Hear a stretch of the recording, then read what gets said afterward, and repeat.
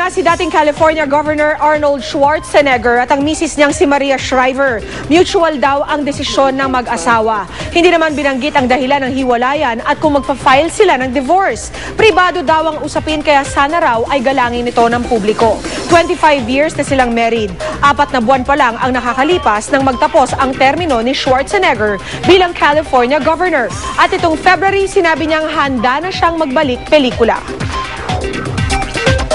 Mapabata man o matanda, dagsa ngayon sa SM Mall of Asia para sa concert ng teen heartthrob na si Justin Bieber. Alamin natin ang sitwasyon doon, live mula sa Pasay. May chika si Aubrey Carampel. Aubrey. Pia, napakataas ng Bieber fever ngayon sa Mall of Asia Concert Grounds. Ngayong gabi kasi, ang concert ng Canadian pop idol na si Justin Bieber. Maaga pa lang daang-daang fans na ang nakapila sa labas ng concert venue. Karamihan, mga batang babae na kanya-kanya pa ng gimmick. Ang tawag sa kanila, Believers o mga diehard fans ni Justin Bieber. Ang kambal na sina Hazel at Charlotte, kasama ang kanilang mga pinsan na sina Julia at Rafaela, nakasuot pa ng Justin Bieber t-shirts na pinabili pa raw nila sa Amerika. Ang favorite nilang Justin Bieber song, syempre ang Baby, na kinanta pa nila habang nakapila. Baby, baby, oh, such a always be mine, mine. Fan talaga kayo?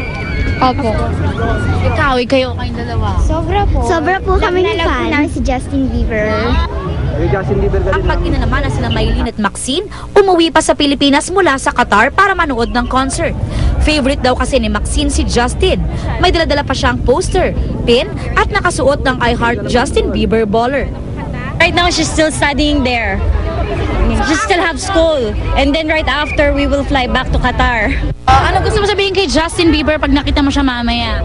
I love you. Hindi nga alintana ng iba kahit libo-libo pa ang ibayad para sa ticket ng concert ng Canadian pop idol. Tulad ng pamilya Aliones na okay lang gumastos, mapagbigyan lang ang hilig ng mga anak.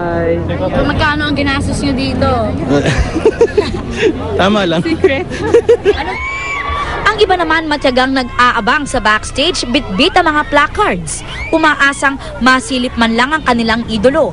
Hindi nga mapigilang magsigawan tuwing bububukas ang gate sa backstage. Pinaigting na rin ang seguridad sa paligid ng MOA Concert Grounds. Nagpakalat na ng mga security officers at mga pulis para siguraduhin ang kaligtasan ng concert goers. Pia, ilang sandali lang ay magsisimula na ang concert at inaasang maraming celebrities ang manonood. Ilan nga sa namataan kanina sa meet and greet sina Sab Magalona, Team Yap at ang magkasintahang Ding Dong Dantes at Maren Rivera. Balik sa iyo, Pia. Maraming salamat, Aubrey Carampel. At yan po ang mga chika ko for tonight. Tutok uli bukas for the hottest in showbiz. Dito lang sa Chika Minute. Ako po si Pia Guanyo. Vicky, Mike? Thanks, Pia. At yan po ang mga balitang aming tinutukan sa nakalipas na 24 oras. Marami pong salamat sa inyong pagtitiwala. Mula sa tahanan ng katotohanan, sa ngalan ni Mel Tiangco, ako po si Vicky Morales. Ako po si Mike Enriquez. Ito ang GMA, walang kinikilingan, walang pinoprotekta. Walang kasinungalingan, serbisyong totoo po lamang at dahil hindi natutulog ang balita. Nakatutok kami 24 oras.